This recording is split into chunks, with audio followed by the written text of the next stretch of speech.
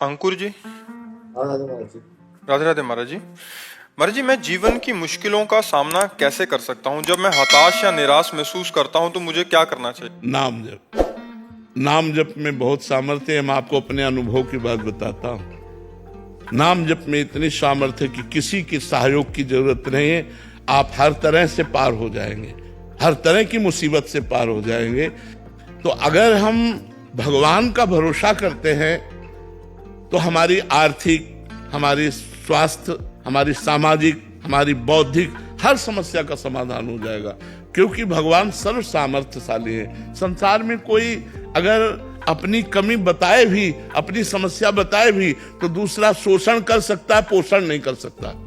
रही मन की मन व्यथा, रखिए मन में गोए, सुनिठ लई है लोग सब, बात न लई है कोई। इसलिए अपनी बात भगवान से कहो और नाम जप करो, और नाम जप से देखो मंगल होता है कि नहीं। काउंटर खरीद लो, एक अंगूठी की तरह पहने रहो, राधा राधा राधा राधा राधा।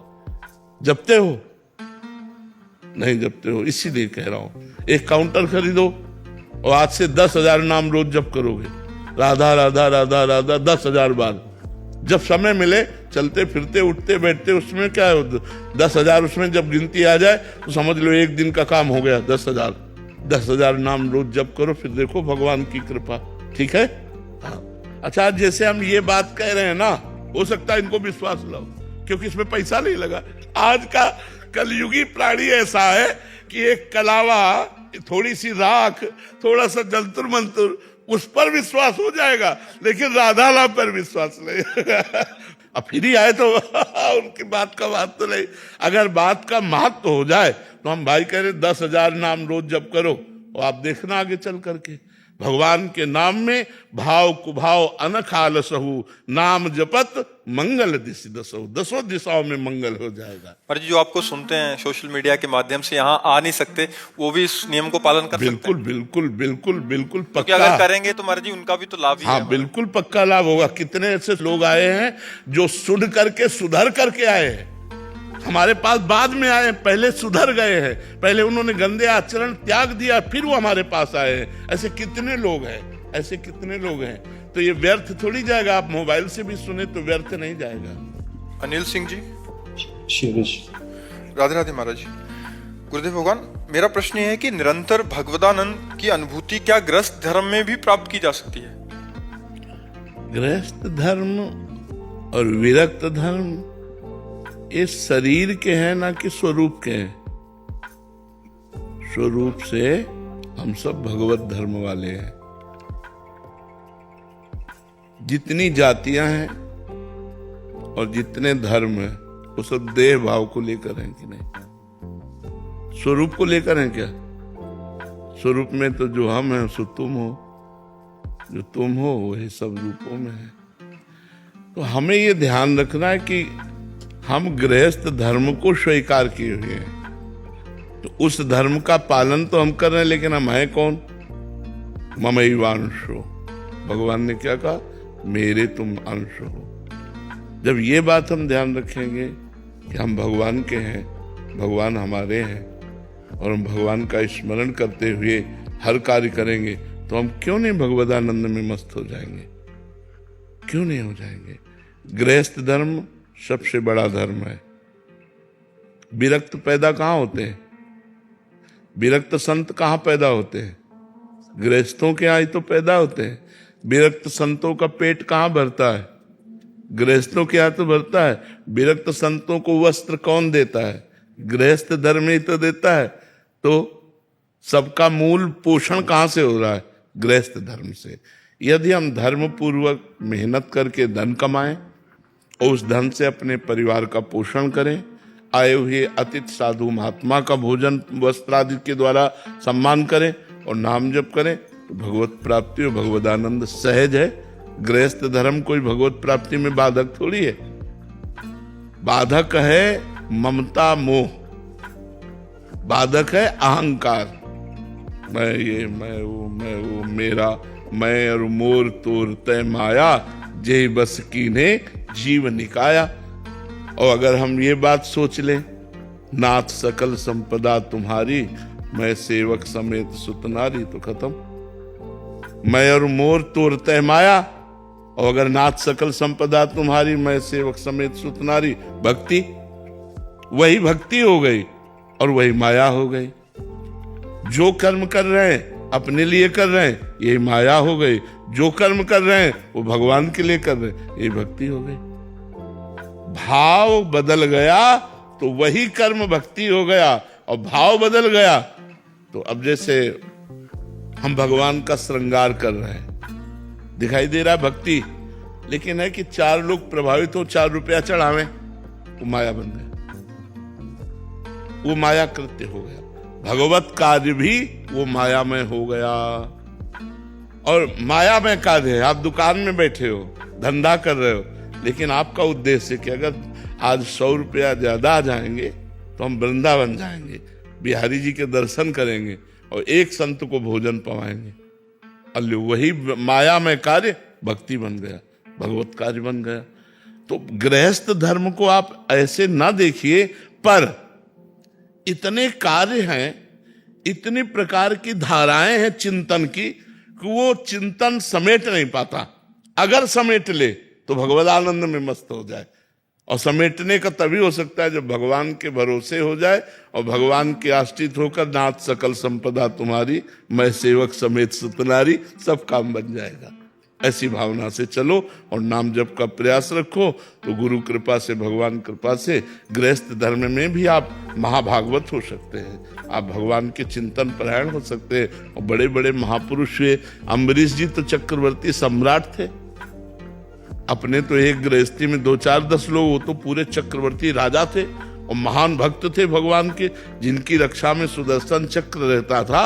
सोचो, दुर्वासा जी को भागना पड़ा अम्बरीश जी के आगे, ऐसे महाभागवत, कि उनका अपराध बन गया तो भागना पड़ा, त्रिभुवन में सुदर्शन चक्र ने खदेड़ लिया, और आके अम्बरीश जी के चरणों में जब पड़े तब उनको शांति प्राप्त हुई। तो हमें लगता है कि गृहस्थ धर्म बाधक नहीं, गृहस्थ धर्म तो और साधक है।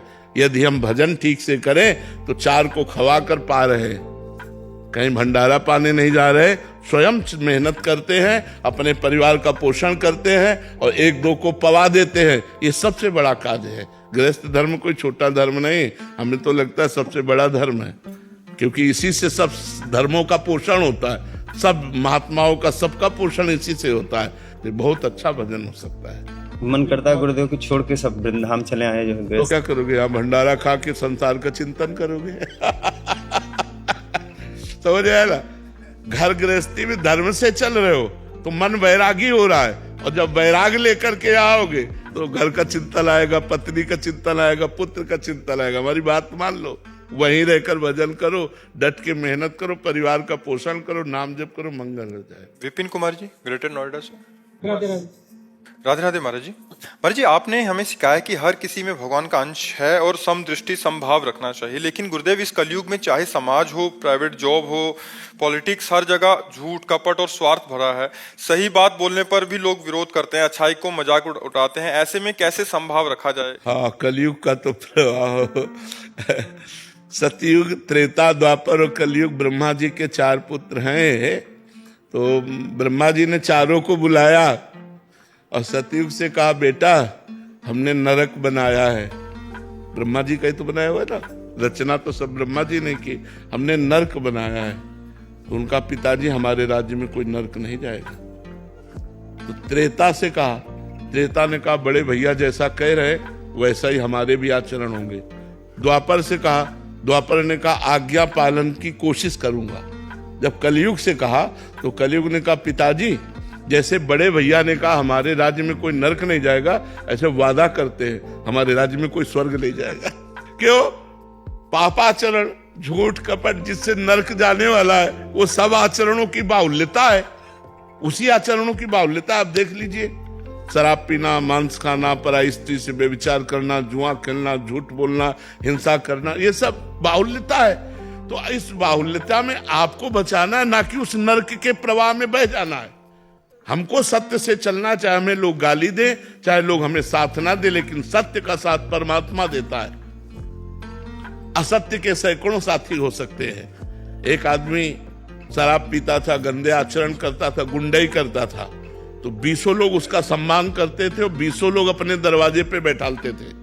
और जब वो हमारे सामने आया और उसको जो हमने शिक्षा दी तो उसने कसम खा के सब छोड़ दिया। तो अभी पीछे आया था, उसने कहा कोई पूछता भी नहीं है हमको। बोले जिस गली में जाओ तो कोई पूछता नहीं, सब विरोधी हो गए, हमारे साथी सब विरोधी।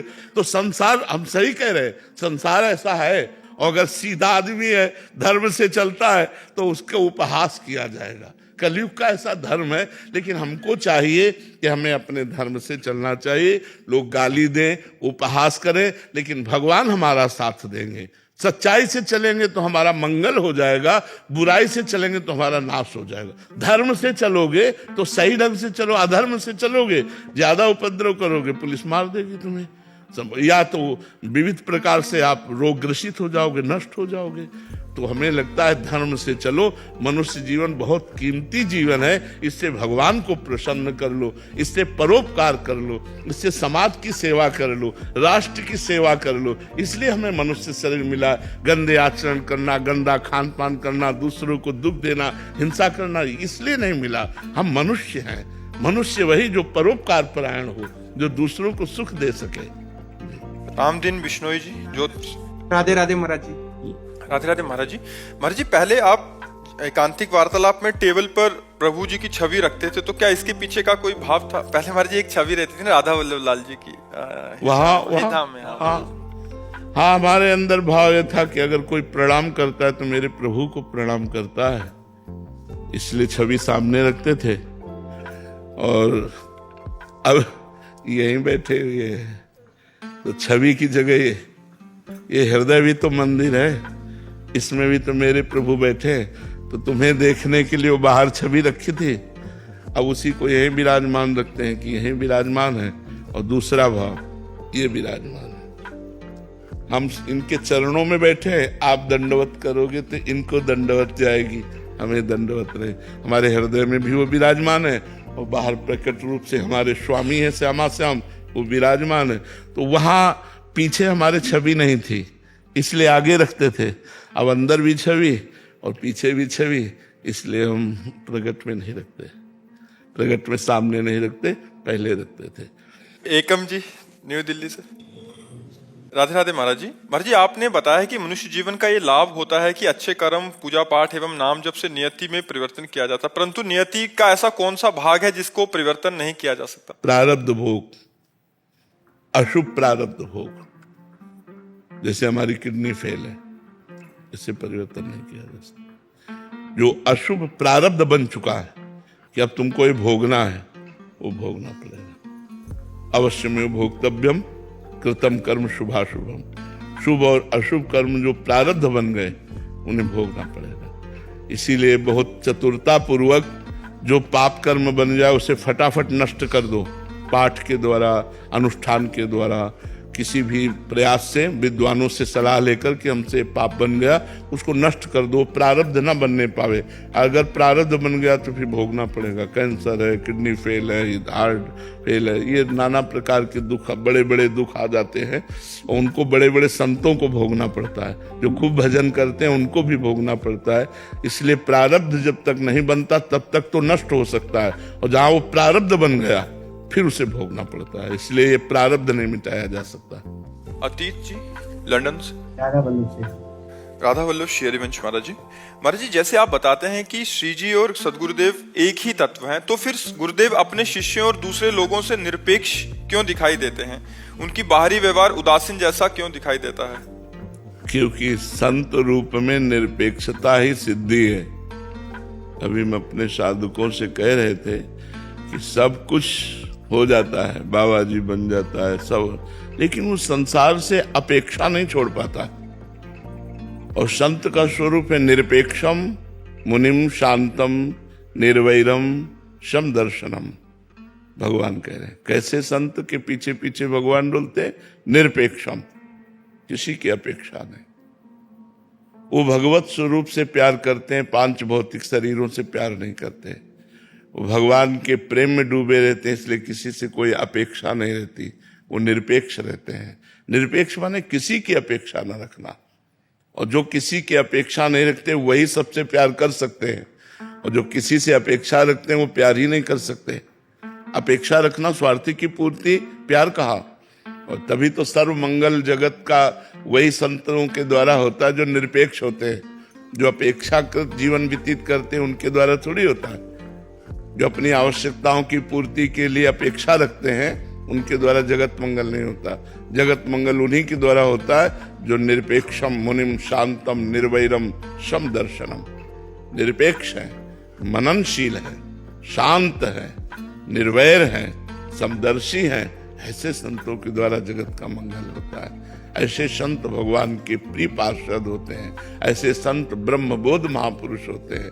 तो संतों की साधना ही चलती निरपेक्षता से। तो जब सिद्ध होते हैं तो निरपेक्ष होते हैं, वो किसी की अपेक्षा नहीं रखते।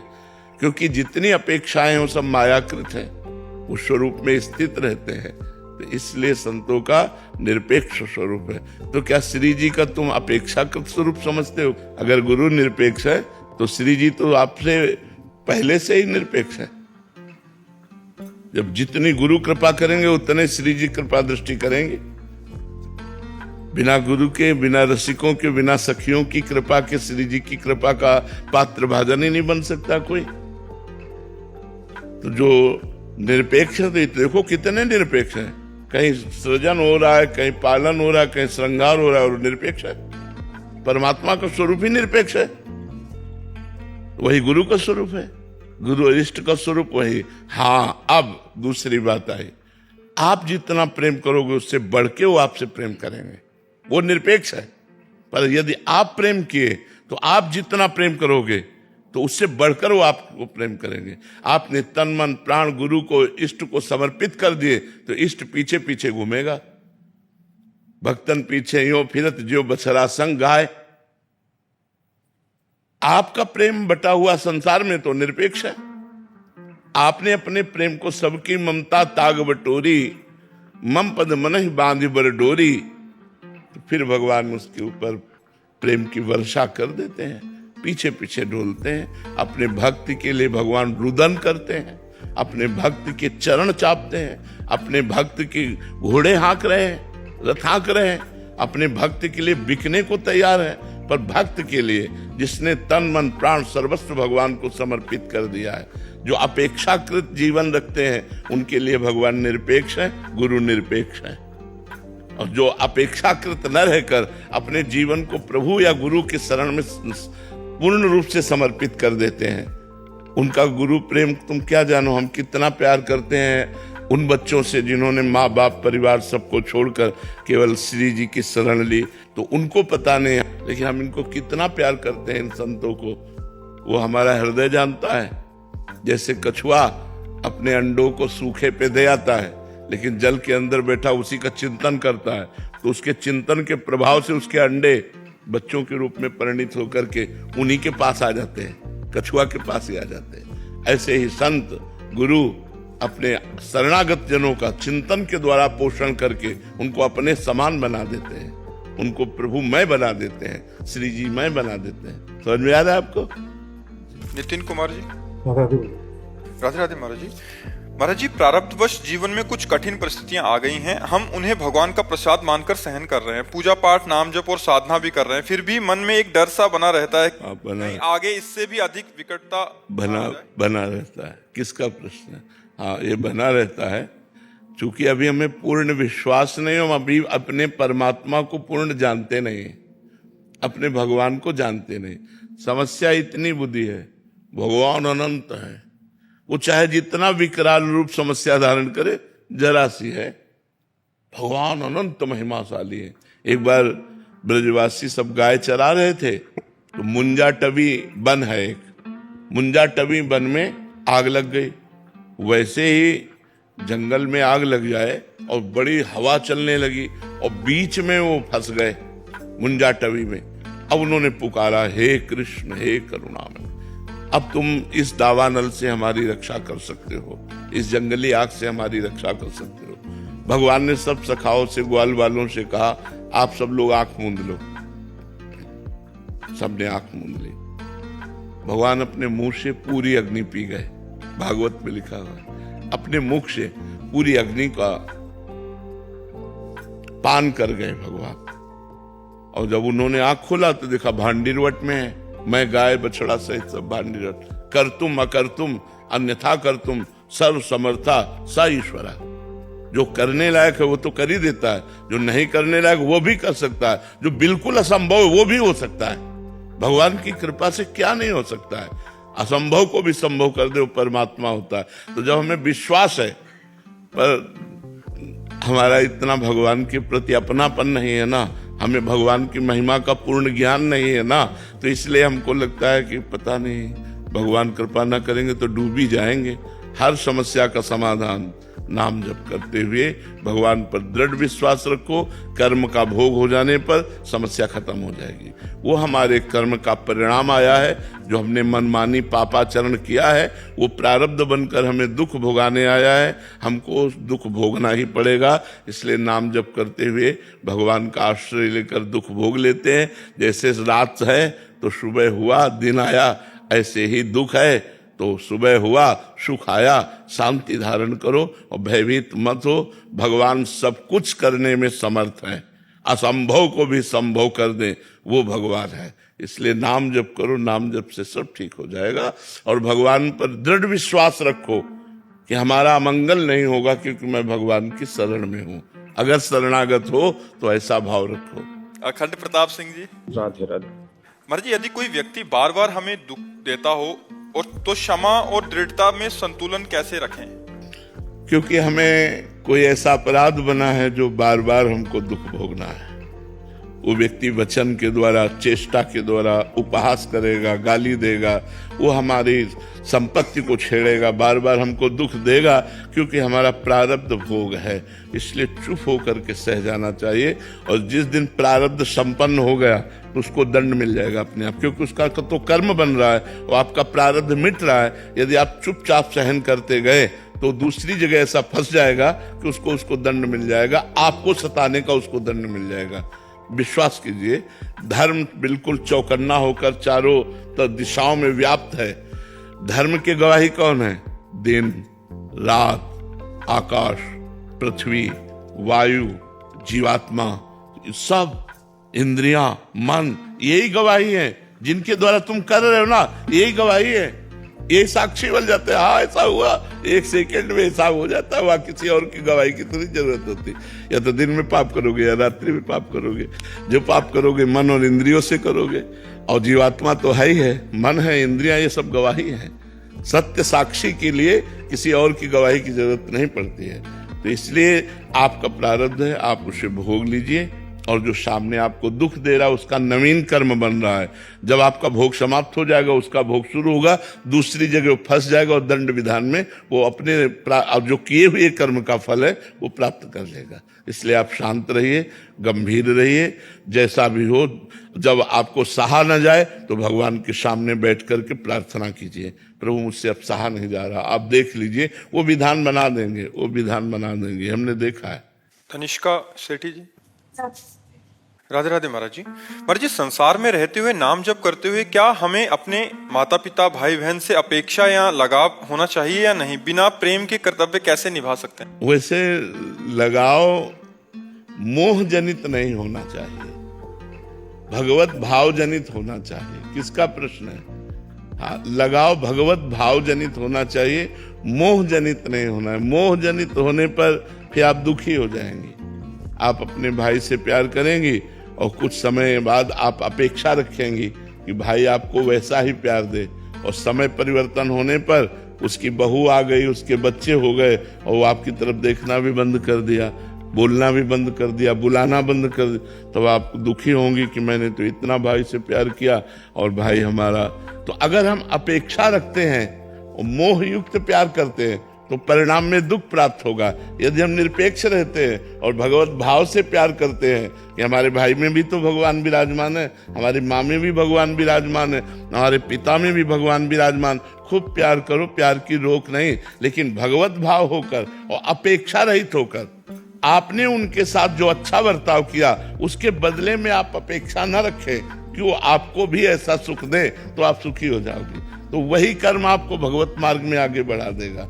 लेकिन मोह जनित, मोह तो सब कोई करता है, पशु पक्षी भी करते हैं, अपने बच्चे से, अपनी माँ से। पशु पक्षी भी करते हैं। मोह की महिमा नहीं है, प्रेम की महिमा है। तो मोह का त्याग करके प्रेम करना चाहिए। उन्हीं माँ बाप में भगवान देख करके यदि हम भावना करेंगे तो हमारी भक्ति बन जाएगी। और उन्हीं माँ बाप को अगर मोह तो मोह हो तो बार बार जन्म मरण का हेतु। मोह मूल बहु शूल प्रद, त्यागहु तम अभिमान, भजहु राम रघुनायक, कृपा सिंधु भगवान। तो मोह का त्याग करने की बात कही गई और प्रेम करने की बात कही गई। सबसे प्रेम करें। पारस छाबरा जी। राधे राधे महाराज जी। राधे राधे महाराज जी। महाराज जी, आप कह रहे हैं कि आप जैसे किसी से वार्तालाप आदि कुछ भी करते हैं तो मुझे जो राधा रानी से प्रेम है, मुझे लगता है सब करें, इसलिए मैं सबके साथ अपने सुखद अनुभव साझा कर देता हूँ। नहीं करना। तो ऐसा करना चाहिए? नहीं करना ताकि चाहिए। वो भी प्रेरित होके लगे। वो नहीं करना चाहिए। वो नहीं कर पाएंगे और आप खाली हो जाएंगे। महाराज जी, मेरा ना शो है एक, जिस पे मैं टीवी पे मतलब यूट्यूब पे बोलता हूँ, तो मैं राधा रानी की खूब बातें करता हूँ। उनकी बात करना अलग बात है, लेकिन ये बात कहना कि मुझे ऐसा फीलिंग हो रहा, मुझे ऐसा अनुभव हो रहा, ये बात कहने से या तो आप मतलब पाखंड में आ जाएंगे और या तो आपका अनुभव खत्म हो जाएगा, क्योंकि सत्य सिद्धांत है। हम अपने अनुभव की बात ऐसे कह सकते हैं कि हमने संतों से सुना है कि ऐसा करने से ऐसा आनंद मिलता है, और हाँ, और संतों ने हमको बिल्कुल बताया और हमें इस बात पर विश्वास है कि संतों ने जो कहा है वो सत्य होता है। लेकिन वो बात मुझे वैसी अनुभव में आ रही, ये नहीं कहना। मुझे होता है महाराज जी कि मैं जैसे एक आम आदमी हूँ, संत नहीं हूँ जी। एक छोटा सा आदमी हूँ जिसने राधा नाम जपना शुरू किया और उसके साथ लीलाएं होने लगी और राधा रानी ने चमत्कार दिखाने लगे, बरसाने लगी मैं खूब ज्यादा।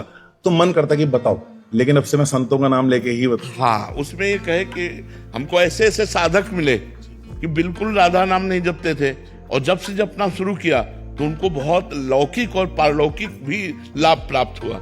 ऐसे हम बोल सकते हैं कि जैसे हम ही तुच्छ हैं, कुछ नहीं है, पर राधा नाम का प्रभाव हमको आंतरिक और बाह्य दोनों आनंद प्रदान कर रहा है। हम ऐसे बोल सकते हैं, लेकिन और घुसकर अनुभव नहीं बोल सकते। घुसकर अनुभव बोलने पर फिर नहीं रहे। लौकिक प्रेम की बात नहीं बता सकते तो फिर अलौकिक प्रेम की बात हम कैसे बताएं। हमको गुप्त रखने चाहिए और प्रयास करना चाहिए कि हम संतों के बहाने अपने अनुभव की बात, अपने आनंद की बात सबके सामने रख सकें, जिससे और लाभ ले सकें। एक साधक मिले थे, उन्होंने ऐसा बताया, एक संत मिले थे, उन्होंने ऐसा बताया, तो आपकी बात है वो, लेकिन एक साधक की बात है तो आप बच गए और आप अपनी पूरी बात बता दिए। लेकिन एक साधक की बात थी, वो हमसे मिले थे, वो हमें बोले थे, और आप अपनी बात कह गए, तो वो उससे दूसरा लाभ भी ले लिया और आप भी बच गए। ठीक है ना? आप नम्रता सिंह जी। राधे राधे महाराज। राधे राधे महाराज जी। महाराज जी, आपका सत्संग सुनने से बहुत सारे अज्ञान दूर हुए महाराज जी। चारों तरफ से ठोकरें तथा दुख मिलने पर जब आपकी शरण ग्रहण की सत्संग के माध्यम से, तो बहुत जीवन परिवर्तित हो गया। आप कह रहे हैं भगवत प्रेम में अर्पित होना चाहती हूँ, पर सहनशीलता प्रगाढ़ ना होने के कारण प्रतिकूलताएं बन जाती हैं। नाम जप से आ जाएगी सहनशीलता। जितना नाम जप करोगे उतना सहन करना आ जाएगा। जितना अधिक नाम जप करोगे, नाम जप में बहुत बड़ी सामर्थ्य बच्चा। तो हमें लगता है सहन करने का जो बल आता है वो भगवान की कृपा से आता है, और भगवान की कृपा का अनुभव नाम जप से होता है। तो खूब नाम जप करे तो ऐसा सहनशीलता आ जाएगी कि बड़े से बड़े अपमान को, बड़े से बड़े निंदा को, बड़े से बड़े दुख को, बड़े से बड़े रोग को वो मुस्कुरा कर सह सकता है, वो आनंद पूर्वक सह सकता है। महाराज जी, आपने जैसे कहा कि एक पंछी भी आपसे कभी आहत नहीं हुआ और ऐसे कर्म बन गया, आपकी तबीयत खराब हो गई। महाराज जी, एक छोटा सा कर्म मेरे से बन गया कि एक बाइक से मेरी गौरैया चिड़िया का बच्चा खत्म हो गया। इसी बात, अगर उसको आप जान करके चढ़ा रहे हैं तो वो हत्या हो गई, अचानक वो आकर के मर जाती, तो एक एक्सीडेंट है जिसमें आपका कोई अपराध नहीं। ऐसे कई पशु हैं जो मर जाते हैं गाड़ी के नीचे। उसमें देखना ये कि अब जैसे गाय बैठी हुई है और आप वहां बैक कर रहे हैं या आप वहां घुमा रहे हैं और उसको चोट पहुंचती, तो आप अपराधी हो। आपको देखना चाहिए। अब आप रफ्तार से गाड़ी चला रहे हैं, अचानक कोई पशु पक्षी आकर आपके गाड़ी के नीचे दबकर मर जाता है, तो आप उसके अपराधी नहीं हुए। वो अपराध नहीं, वो एक घटना है। उस जीव को उसी घटना से मरना था, इसलिए ऐसा होता है जी। शोभित अग्रवाल जी, गुरुग्राम से। श्री हरिवंश महाराज जी, महाराज जी मेरा प्रश्न है कि जब जीवन में ऐसा अनुभव हो कि भगवान प्रसन्न है, तब जीव को भीतर क्या अनुभव करना चाहिए और कौन सा आचरण अपनाना चाहिए जिससे भगवान की प्रसन्नता? ऐसे किन लक्षणों से समझ लिया कि भगवान प्रसन्न है? सत्संग मिल गया, तीर्थों के दर्शन हो गए, संतों का संग मिल गया, और ऐसा बार बार हुआ। ये तो बाहरी बात है, ये तो बाहरी बात। सांप बिल के अंदर बैठा हुआ, ऊपर लाठियां सैकड़ों चला दी, उसको कोई फर्क पड़ा क्या? आप हमें बताइए। फर्क तो तब पड़ा जब अंदर घुस के उसको मारो। तो अज्ञान रूपी सांप अभी तो अंदर बैठा हुआ है। ये तो बाहरी बात हुई, बाहरी प्रहार हुआ अज्ञान पर। आंतरिक प्रहार क्या है? आंतरिक स्थिति क्या है? समझ रहे हो ना? आंतरिक भगवान की कृपा तब मानी जाती है जब निरंतर अव्यावृत भजन हो, अखंड स्मरण, हर समय श्वास प्रश्वास भगवान का चिंतन चल रहा है, भगवान का नाम चल रहा है। अब अंदर अज्ञान मरेगा, अब मन मरेगा, अब विषयों का नाश होगा और भगवान की प्राप्ति होगी। तो भगवान प्रसन्न है, ये बाहरी लक्षण। और आंतरिक लक्षण कि हमारे अंदर भगवान की स्मृति जाग जाए। नष्टो मोहा स्मृति लब्धा तत्प्रसादान में अच्युता। अर्जुन जी भगवान श्री कृष्ण से संपूर्ण गीता सुनने के बाद कहते हैं नष्टो मोहा, मोह का नाश हो गया। मोह माने अज्ञान। अब गीता जी सुनने के बाद अज्ञान का नाश हो गया। नष्टो मोहा स्मृति लब्धा, अब आपकी स्मृति जागृत हो गई। कैसे? तत्प्रसादान में अच्युता, हे अच्युत आपके कृपा प्रसाद से। भगवान प्रसाद है मतलब प्रसन्न है, भगवान का कृपा प्रसाद, भगवान प्रसन्न है। क्या प्राप्त हुआ? स्मृति लब्ध्वा तत्प्रसादान में अच्युता, हे अच्युत आपके कृपा प्रसाद से मोह का नाश हो गया और आपकी अखंड स्मृति प्राप्त हो गई। ये बात, भगवान प्रसन्न है। तीर्थ यात्रा, संत समागम, दान पुण्य, परोपकार, ये बाहरी लक्षण है।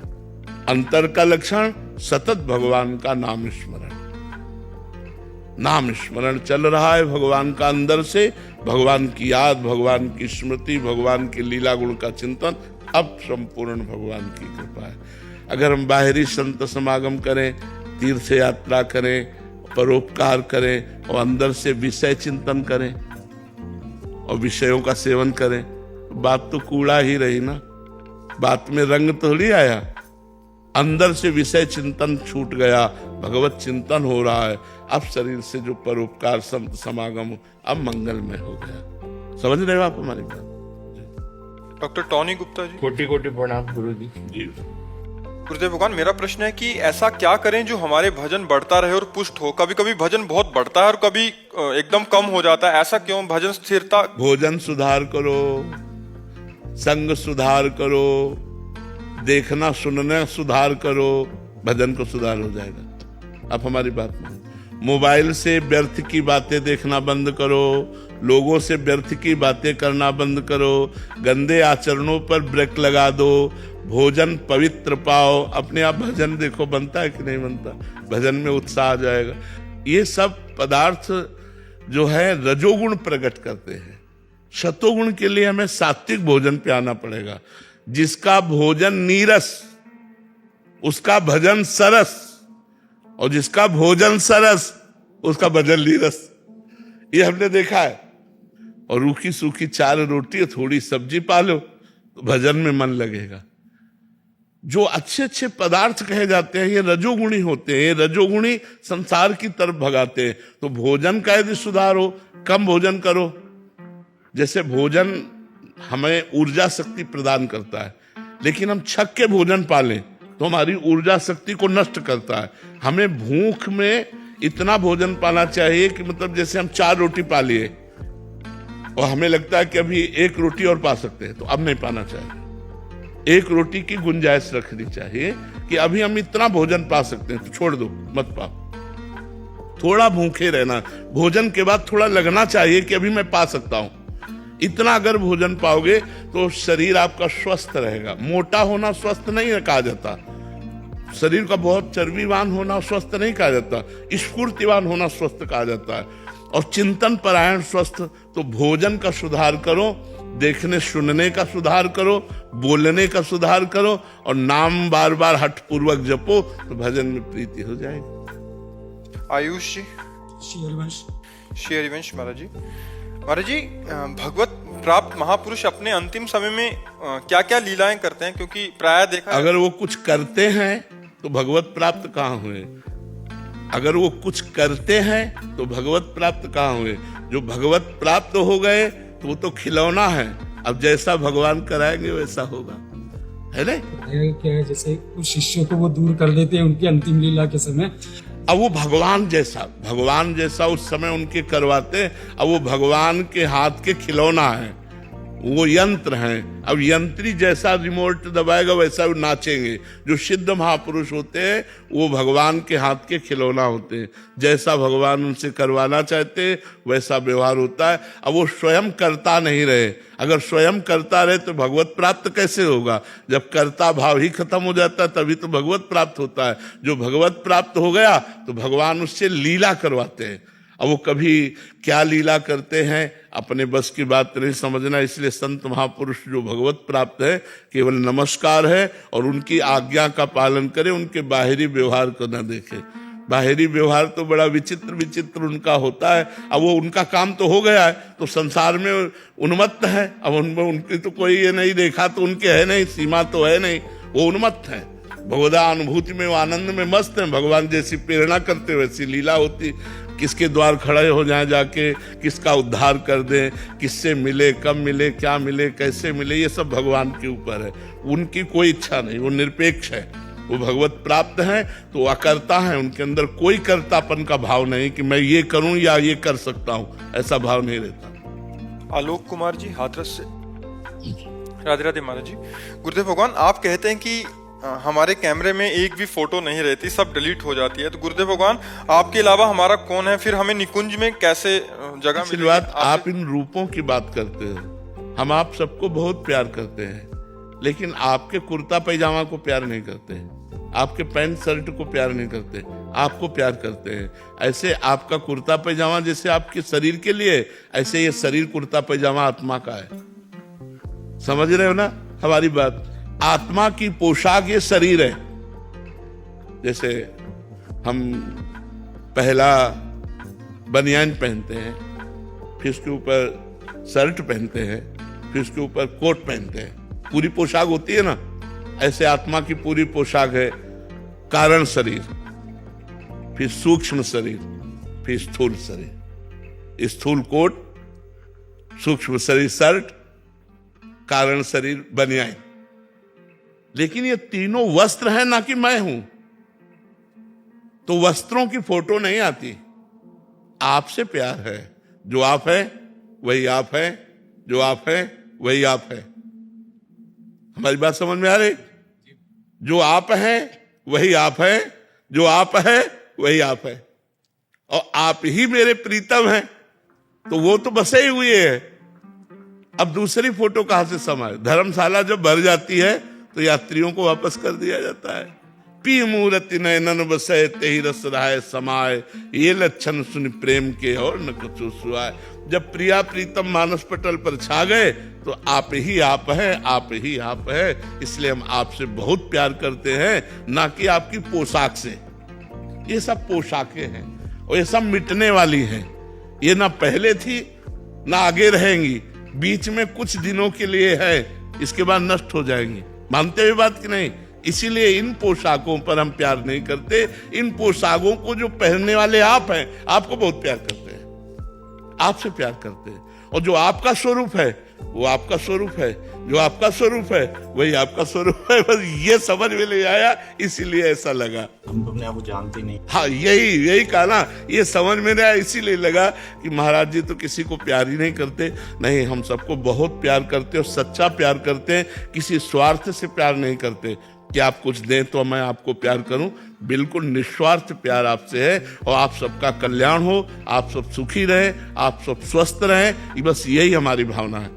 ये जो हम बैठ कर के प्रवचन करते हैं, इसका हमारा उद्देश्य यही है कि आप सब स्वस्थ हो, मानसिक और शारीरिक। आपके अंदर बुद्धि का विकास हो, आप चिंता शोक से बचें, आप भगवान के प्यारे बने, भगवान आपको प्यार करें, आपको दुलार करें और सब सुख आपको प्राप्त हो। वो इसलिए चर्चा, ये व्यवहार करते हैं। तो अगर हम प्यार न करते होते तो आपको समय क्यों देते? समय की कोई फीस है और समय बड़ा कीमती है। तो अपना हम कीमती समय आपको दे रहे हैं तो आपके मंगल के लिए, आपके कल्याण के लिए, आपके सुख के लिए। तो आपको प्यार करते तभी तो समय दे रहे हैं आपको। हम अपना समय छोड़ करके, अपने प्रभु का निज चिंतन छोड़ करके हम आपसे बात कर रहे हैं, आपको समय दे रहे हैं, चाहे शरीर कष्टप्रद हो, चाहे जैसी परिस्थिति हो। तो हम आपसे प्यार ही तो करते हैं, तभी तो आपको समय दे रहे हैं। हम बहुत प्यार करते हैं आपसे, पर आपकी पोशाक से नहीं, आपसे प्यार करते हैं। बस ये बात समझ लो, आपकी शरीरों से नहीं। हाँ, हम आत्म स्वरूप से प्यार करते हैं, शरीर रूप से प्यार नहीं। शरीर रूप से प्यार करेंगे तो हम में तुम में अंतर क्या रह जाएगा? तो महाराज जी, जैसे हमें अगर अपनी आत्मा बोध हो जाएगा तो हम आपसे मिल लेंगे फिर? बिल्कुल, आप अपने पास ही देखेंगे, आप अपने पास ही यही तो भेद है, शरीरों का ही तो भेद है। शरीर ही तो द्वैत में बांधे हुए है। इसलिए खूब इससे मेहनत करो, धर्म पूर्वक राष्ट्र की सेवा करो और नाम जप करो, तो आप अपने स्वरूप 24 घंटे जो समय ना 1 मिनट में बीत जाता है। बस इतनी आनंद। बिल्कुल बिल्कुल बिल्कुल, आप लगे रहो, आप चिंता न करो, लगे रहो। हाँ, लगे रहो। करत करत अभ्यास के जड़मत होत सुजान, रस्सी आवत जात ही सिल पर होत। हाँ, जब पत्थर पर चिन्ह बन जाता है तो हमारी बुद्धि भगवदाकार क्यों नहीं हो जाएगी? यदि हम राधा राधा जपेंगे तो हमारा मंगल क्यों नहीं हो जाएगा? आप चिंता न करें। डॉक्टर आदित्य शुक्ल जी। राधे राधे महाराज जी। राधे राधे महाराज जी। महाराज जी, श्रीमद् भागवत महापुराण की कथा श्रवण से शापग्रस्त राजा परीक्षित को मोक्ष की प्राप्ति हुई थी। इस प्रसंग में मेरे मन में एक जिज्ञासा उत्पन्न हुई कि हमारे लिए मोक्ष का वास्तविक अर्थ क्या है? त्रिगुण माया से रचित त्रिगुण शरीरों में अहम बुद्धि करने के कारण हम बंध गए। वैसे हम कभी बंधे नहीं। गोस्वामी तुलसीदास जी बड़ी सावधानी पूर्वक वर्णन कर रहे हैं। बोले, जड़ चेतन ही ग्रंथि पड़ गई, यद्यपि मृषा छूटत कठिनई। बोले, जड़ और चैतन्य में ग्रंथि पड़ गए अज्ञान के कारण, पर लिखना पड़ा यद्यपि मृषा, ये ग्रंथि झूठी है। आत्मा कभी बंधन को प्राप्त हो ही नहीं सकता। जो आत्म स्वरूप है वो कभी बंधन को प्राप्त नहीं हो सकता। पर छूटत कठिनई, यद्यपि गांठ झूठी है पर छूटने में बड़ी कठिनता है। क्या हो गया? मैं जो है शुद्ध मैं, वो ब्रह्म स्वरूप है। वो अपने स्वरूप को भूलकर इन शरीरों में राख कर लिया। 3 शरीर हैं, स्थूल शरीर, सूक्ष्म शरीर और कारण शरीर। अब देखो, आपसे जैसे पूछा जाए आप कौन हैं, आपका विचार इसी शरीर पर आएगा। नहीं, मैं अमुक हूँ, अमुक गांव में पैदा हुआ हूँ, अमुक जाति में पैदा हुआ हूँ। लेकिन ये स्थूल शरीर हमारा ढांचा है, मैं तो नहीं हूं ना। बस इसी भ्रम का नाश हो जाना मोक्ष कहते हैं। जो शरीर धर्म से हम युक्त हो गए हैं, इंद्रियों के विलास को हम अपना मानते हैं। जैसे मैंने इनको देखा, लेकिन जब ज्ञान पूर्वक इसका अनुभव करो तो नेत्रेंद्रिय ने देखा, मन ने प्रेरणा की, और मैं मन और नेत्रेंद्रिय दोनों का साक्षी हूं। मैंने नहीं देखा, मैं जो है उसने नहीं देखा, नेत्रेंद्रिय ने देखा और मन ने उसको संकल्प किया कि देखो ये कौन है। और हम जो मैं तत्व है वो साक्षी है इनका, इनको पावर देता है और इनका साक्षी है। इसी से पावरवान है, सबका परम प्रकाशक जो ही परम प्रकाश इन इंद्रियों मन बुद्धि को सबको जहां से मिल रहा है वो आत्मा है और वो निरपेक्ष है। जब ये अंदर ज्ञान हो जाता है कि ना मैं खाता हूं, जिसे 5वें अध्याय में गीता में लिखा है, जो स्थित प्रज्ञ पुरुष है वो खाता हुआ भी खाता नहीं है, पीता हुआ भी पीता नहीं है, देखता हुआ भी देखता नहीं है, चलता हुआ भी चलता नहीं, वो सूंघता हुआ भी सूंघता नहीं। मतलब कैसे सूंघ रहा है, लेकिन कौन? घ्राणेंद्रिय। इसका अनुभव कौन करा रहा है? मन। मैं तो हूं नहीं, इसमें मैं नहीं है। तो जहां वो अहंकार रहित, देहाभिमान रहित हुआ, अपने स्वरूप में स्थित हुआ, मुक्त पुरुष था, मुक्त पुरुष है और मुक्त रहेगा। पर बंध गया इसमें, मैंने देखा, मैंने किया, मैंने भोगा, मैंने अहंकार विमूढ़ात्मा करता हमिति मन्यते। वही अहंकार का बंधन है। साधना के द्वारा इसी भ्रम को मिटा दिया जाता है। वो जीवन मुक्त पुरुष होकर अखंडानंद का, परमानंद का अनुभव करता है अपने स्वरूप में। पर छूटती कठिनाई, बिना गुरु कृपा के, बिना साधना के ये बात नहीं आएगी। गुरु कृपा से साधना मिले और खूब हो, तब धीरे धीरे खुद अनुभव होने लगता है मैं देह नहीं हूं। ये देह हमारी पोशाक है। जैसे आप कुर्ता पहने तो आप कुर्ता तो नहीं हो, कुर्ता पहनने वाले हो। ऐसे मैं शरीर नहीं हूं, शरीर को स्वीकार करने वाला हूं। अस्वीकृति कर दो, खत्म हो जाएगा। अब मैं शरीर नहीं हूं, एक चाटा लगा मानो तो दुख तो होगा ना, पर ज्ञानी को चाटा का दुख नहीं होगा, दर्द होगा, पीड़ा होगी, दुख नहीं होगा। क्योंकि पता है ये शरीर है, इसका प्रारब्ध भोग है, तो इसको थप्पड़ पाला तो थप्पड़ पा लिया, और पूजा पाली तो पूजा पा लिया। न उसको दुख है न सुख है, वही जीवन मुक्त महापुरुष है। एक चंदन लगा रहा है और एक अपमान कर रहा है, दोनों के प्रति समबुद्धि है, वही महात्मा है, वही जीवन मुक्त पुरुष है। तो मोक्ष का तात्पर्य है, जैसे काम वेदना आई तो किस पर आई? आप पर कभी नहीं आ सकती। काम, क्रोध, लोभ, मोह, मद, मत्सर, इनका प्रभाव आत्मा पर नहीं है। हाँ, इनका प्रभाव अंतःकरण पर है, सूक्ष्म शरीर। जो सूक्ष्म शरीर है उसमें जो अहम है, सूक्ष्म शरीर में 4 अंतःकरण के मन, बुद्धि, चित्त, अहंकार, उस अहंकार में बैठे होते हैं। मैं भोगूं, मैं देखूं, मैं चखूं, ये जो इच्छा प्रकट होती है तो उसमें होती है। तो जो ज्ञान का साधक होता है वो देखता है कि अंतःकरण में स्फुरणा हो रही विषय की, वो उसे देखने वाला बनता है, तो उस पर वो ना सह गया। अब जो जलन हुई वो भी अंतःकरण में हुई, अपने में नहीं हुई। यहाँ हम सब अपने में मानते हैं। जैसे मेरा मन कहता है ये चीज खाऊं और वो ना दूं तो जलन पैदा करेगा, अशांति पैदा करेगा। तो हमें लगता है यार खा लेते हैं तो शांति हो जाएगी। बस यही बंधन है, यही बंधन। अब वो मन बलवान हो गया, अब दूसरी बार दूसरी चीज कहेगा, तीसरी बार तीसरी, ऐसे जन्म के जन्म होते चले जा रहे हैं हमारे। और हम न मन को शांत कर पा रहे हैं, न इच्छाओं को मिटा पा रहे हैं, न शरीर राग मिटा पा रहे हैं। यही बंधन हमें पुनरपि जननम पुनरपि मरणम में डाले हुए है।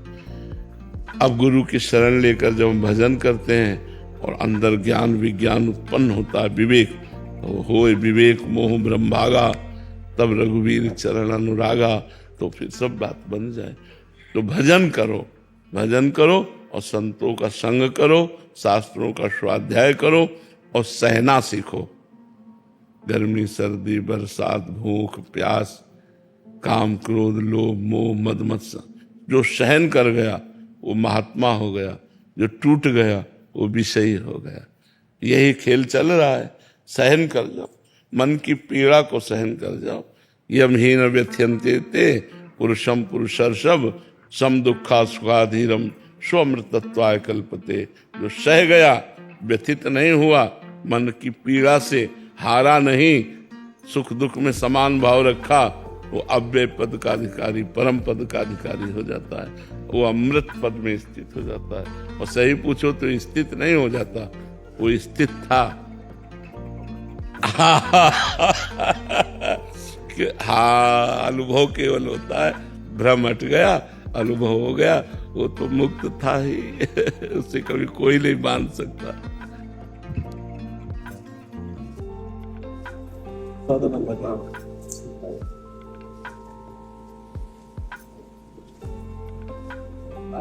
विराजिए